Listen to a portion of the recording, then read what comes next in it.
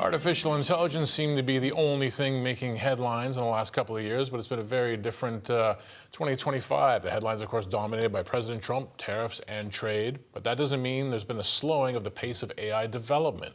My next guest says, to the contrary, progress is accelerating.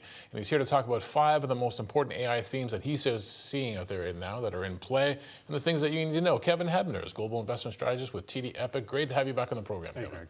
All right, so 5 themes. We're going to show the audience right off the hopper what 5 themes we are talking about, and then we'll take one each in turn. Physical AI, AI superpower, China, America's role in all this, agentic AI, and then open source. So here's the 5. Let's jump back into the future. Is physical. This is pretty fascinating because right now I still, with Micron's earnings today, feel like we're still in the story of the hardware play. Yeah.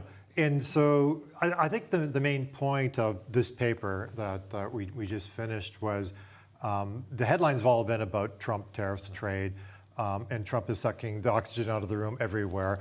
But beneath that, the key market driver is AI, much as it was last year and the year before.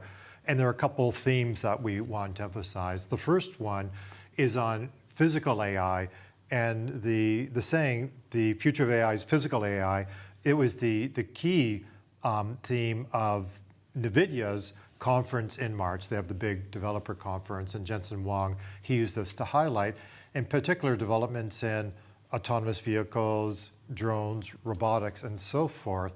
The chart that is up now looks at Waymo data. So Waymo is a division of Google, and we get public data from the Utility Commission there. It comes out quarterly, but you can see the number of drives that are autonomous in California has gone up 7x over the last year. So it's in the acceleration phase. And given the size of the TAM here, so the total addressable market, California has 40 million people, it could go up 7x next year, the year after that, the year after that. So there's enormous room to grow.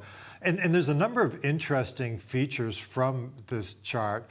One is that the safety aspect of Waymo, these cars are about 80% less likely to have an accident than a car that has a person at the wheel. Really? That's interesting.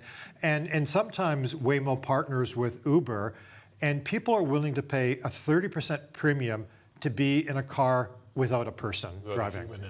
And it's really counterintuitive, isn't it? Yeah. But you don't have to chit chat. You can set the temperature what you want. You can play the music that you like. You can have a private call.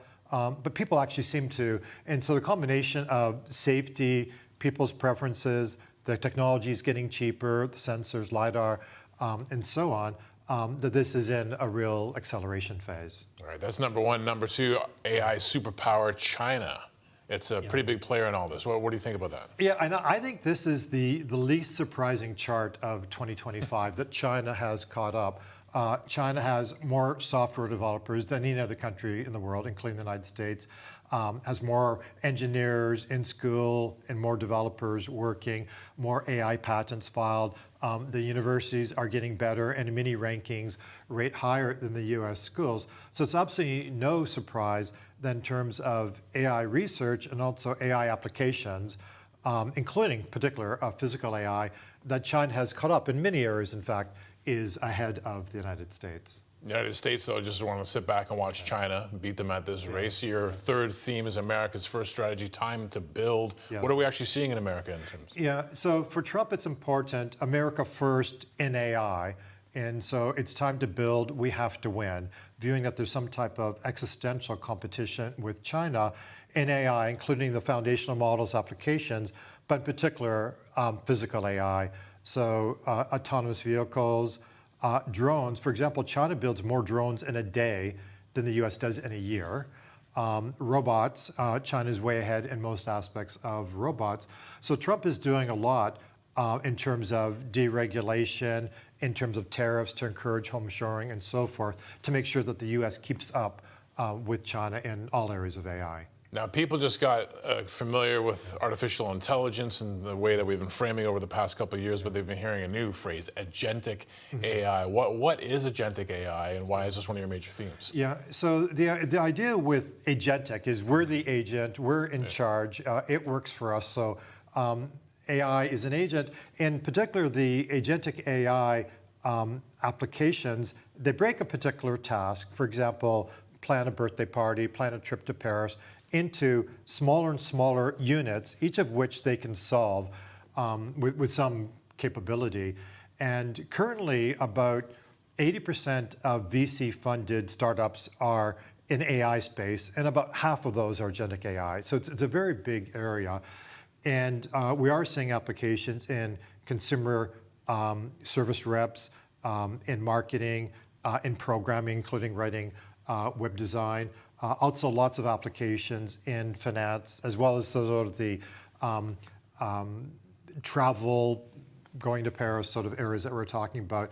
So many areas which agentic AI, it's still glitchy, clunky, there's lots of problems, but we see those improve over the next couple of years, and it'll soon become quite mainstream. How quick do we improve on that? Like, what is it? What is the factors of growth here in terms of AI learning how to do things better and building on its learning? So it's about 7x a year in terms of the rate of improvement. And so that is the length of time that AI can spend on a particular task on its own without human intervention.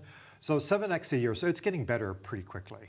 All right, we got this chart here about the global battery market. Are we jumping the gun here on this one? Or going backwards. So this is the leading battery company in the world. It's in China, has a 33% share. But this is to illustrate, some people think that China is behind in AI. It's not. Some people think China is uninvestable. And you have companies like CATL here, which has a very impressive return on invested capital relative to its cost of capital. It's a leader. It's a global champion. Great technology.